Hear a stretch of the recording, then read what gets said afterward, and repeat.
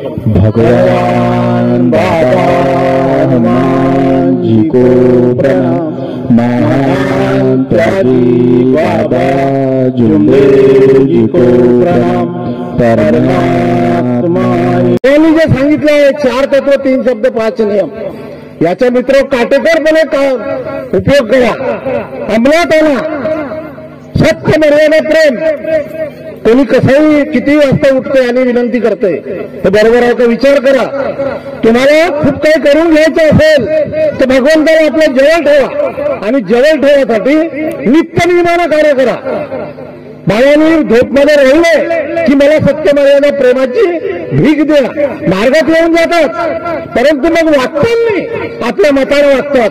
खूप चांगलं आयुष्य मिळते, गाणं गोळं राहते, सगळं ऐश्वर राहते आणि तो भगवंतापासून दूर होण्याचा प्रयत्न करते। म्हणून ते कार्य करू नका मित्र। आपले जे भगवंत ठेवून असं जे काही आहे कार्य ते सगळे करा। दुख में सब कोई सुमरे, दुख में सब कोई सुमरे, सुख में सुमरे न कोई, और जो सुख में सुमरे तो दुःख काय का होय। म्हणून आपल्याला दुःख असो किंवा नसो, बाबांनी सांगितल्याप्रमाणे नित्यनियमाने आपले कार्य करा। कोणाच्याही घरी कोणत्याही प्रकारचा वाद होऊ देऊ नका। 5 नियमामध्ये जे सांगितलं आहे की सट्टा जुवा लाटरी पटाची कोंबड्याची काठी ह्याच्यापासून दूर राहा। बिलकुल तुम्हाला पाहिजे ते मिळते या मार्गात, जे मागाल ते मिळते, इच्छानुसार रजन आहे। आणि हा आपला मार्ग काही साधारण मार्ग नाही आहे, सगळ्याला माहित आहे। फक्त आठवणी करून देण्यासाठी हे आपल्याला संमेलन कार्यक्रम घ्यावे लागतात, फक्त आठवण करावी लागते। आणि म्हणून प्रत्येकाने काळजीपूर्वक कार्य करायला पाहिजे, कसंही वागायला पाहिजे, मर्यादा दिली आहे। कुणाच्याही कसाही कोणाच्या इथून काही आणता येत नाही, शेतातून म्हणा कुठून घरून म्हणा, मर्यादेमध्ये राहावं लागते आणि सत्यानेच वागावं लागते। द्वापार युगमध्ये कृष्णाने सांगितलं होतं यशोदाला, म्हणे कशाची पूजा करतेस?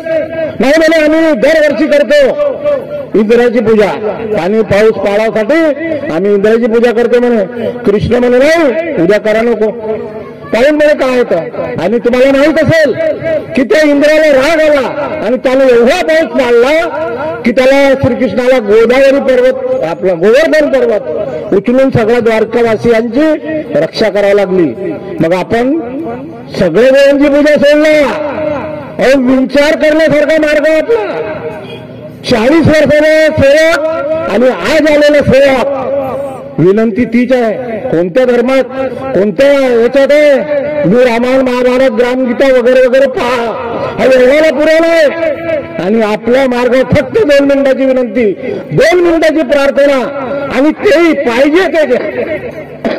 अजून का पाहिजे? पाहिजे ते मागेल तर मिळते। मागे मिळेला भीक, बिन मागे मिळे नव्हती। तुम्ही नाही मागितलं तरी भगवंताला माहित आहे तुम्हाला का द्यायचे आहे।